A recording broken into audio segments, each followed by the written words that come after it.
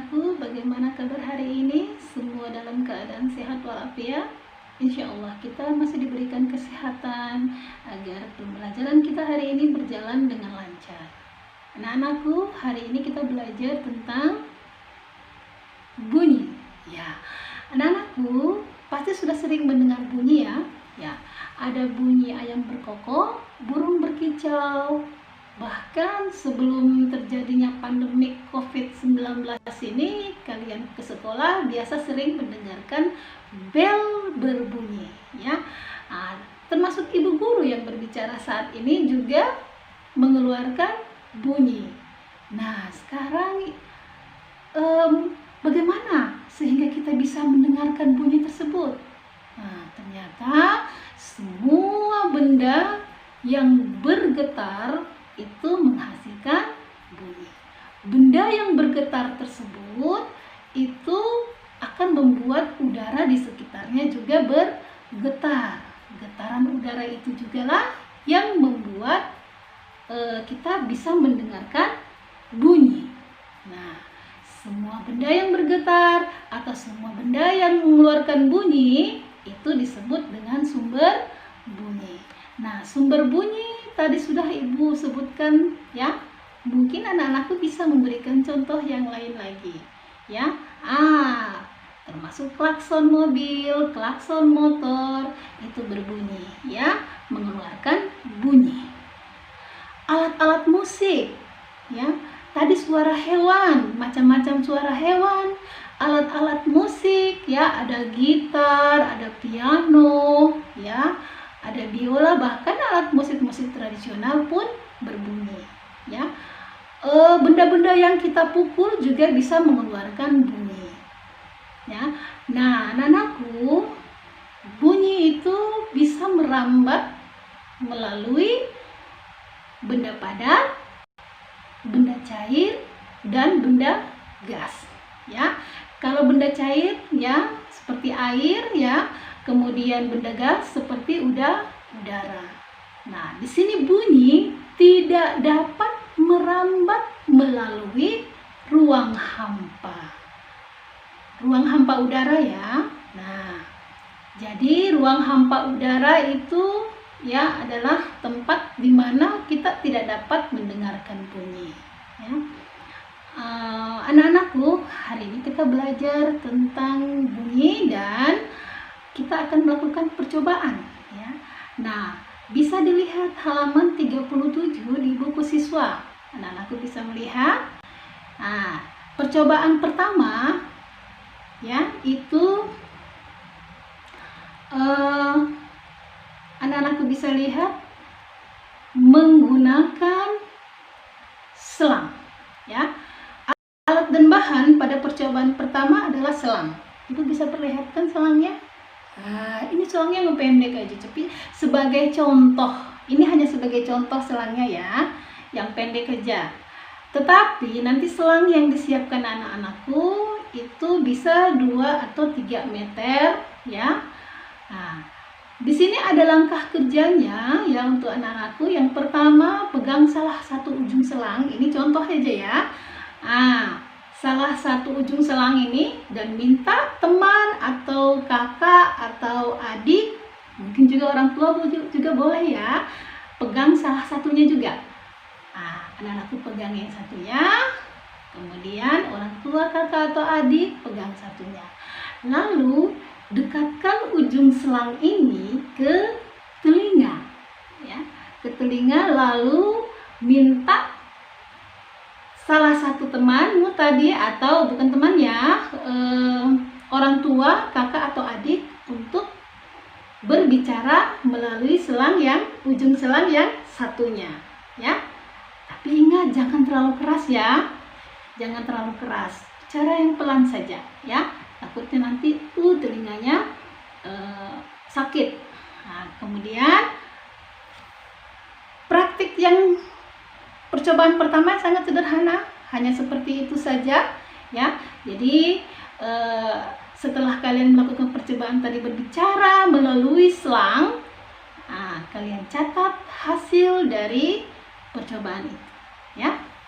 Itu percobaan pertama. percobaan yang kedua. Percobaan kedua, buka halaman 38. Halaman 38 ini banyak bahannya ya. Di sini Ibu menyiapkan, kita buat telepon-teleponan. Di sini Ibu menyiapkan 2 gelas plastik aqua ya, atau air mineral ya. Nah, gelas plastik air mineral ya. Kemudian ada benang. Kalau di buku siswanya itu diminta benang jahit, diminta benang kasur ya. Ini benang kasur. Ada benang kasur.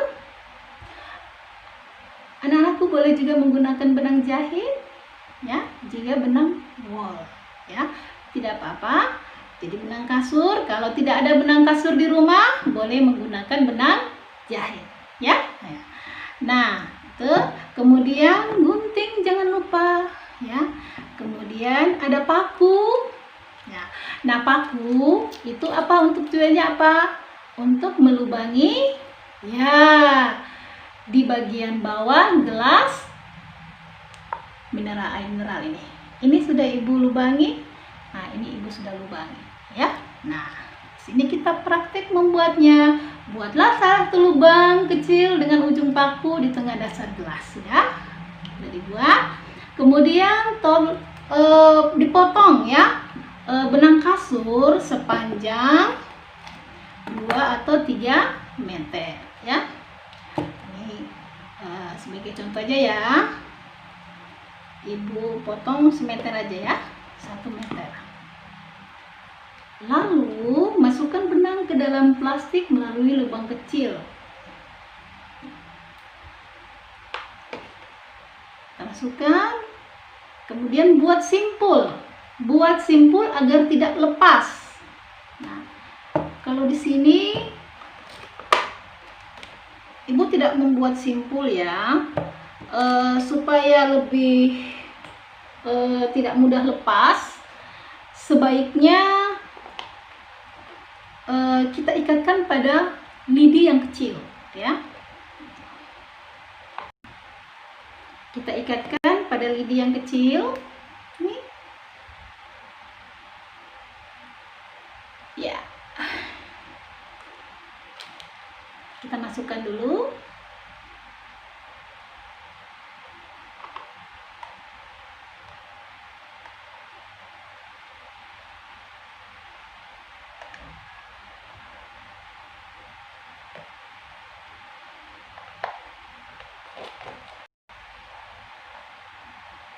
Kita ikat ya pada lidi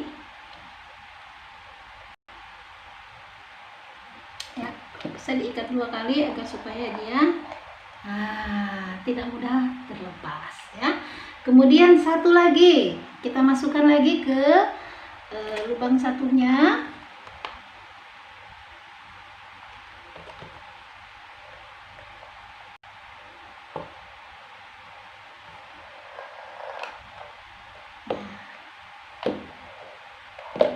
Jadilah telepon mainan ya. Nah, kalau sudah jadi telepon mainannya ya, kalau sudah jadi maka kita gunakan ya telepon mainan ini. Di rumah ada kakak, ada adik ya, ada orang tua ya. Nah, boleh minta salah satunya untuk memainkan untuk berpasangan memainkan telepon mainan. Dekatkan mulut kalian ya ke gelas, ujung gelas yang satu. Nanti kakak, bapak, kakak, orang tua atau adik yang mendengarkan ya. Berbicara, tapi jaraknya harus agak jauh sesuai dengan panjangnya benang ya. Nah, setelah itu kalian dengarkan, lalu bergantian dengan kakak atau adik yang di gelas yang satunya ya. Setelah itu dicatat hasil percobaannya ya. Bagaimana? Sudah bisa ya? Kemudian untuk percobaan ketiga. Percobaan ketiga, di sini anak-anakku menyiapkan di ember besar, ya, tidak usah juga terlalu besar ya. Ember besar, batu, air, dan corong kecil. Nah, sini Ibu sudah siapkan ember. Ember yang begini aja ya, yang begini saja ya. Nah, dalam ember ini ya nanti diisi air. Ibu sudah siapkan corong, ya, dan kemudian ada juga batu, ya. Nah, jadi di sini dalam ember disiapkan air, airnya jangan terlalu penuh ya, cukup sampai segini aja. Ya. Kemudian cara kerjanya ya, masukkan corong ke dalam ember hingga bagian bawah terendam, ya, hingga bagian bawahnya ini ya terendam oleh air, ya. Kemudian usahakan corong tidak menempel pada ember, ya. Maksudnya corong ini jangan sampai menempel ke ember ini, ya. Nah, kalau di dalam buku itu airnya ternyata sampai di sini ya. Nah, sampai sini aja ya. Jangan terlalu penuh, nanti tumpah. Tapi corongnya masukkan di dalam, ya, sampai di permukaan air. Usahakan dia di atas permukaan air ya, tersentuh oleh air. Tapi jangan mendekatkan pada ember corongnya. Sudah? Nah, setelah itu ya ketuk salah satu sisi ember, ya. Ketuk salah satu sisi. Jadi begini. Ya. Nah, salah satu sisi ember dengan menggunakan batu secara perlahan, ya. Diketuk, kemudian kita dengarkan. Seperti ini. Ya.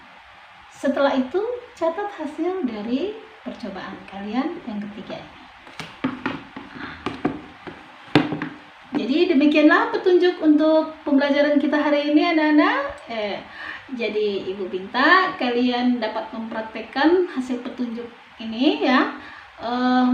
Dan jangan lupa sebelum belajar atau sebelum melakukan percobaan selalu berdoa. Begitu juga setelah melakukan percobaan juga berdoa. Sebelum belajar dan sesudah belajar kita harus berdoa. Demikian anak-anakku. Wassalamualaikum warahmatullahi wabarakatuh. Alright.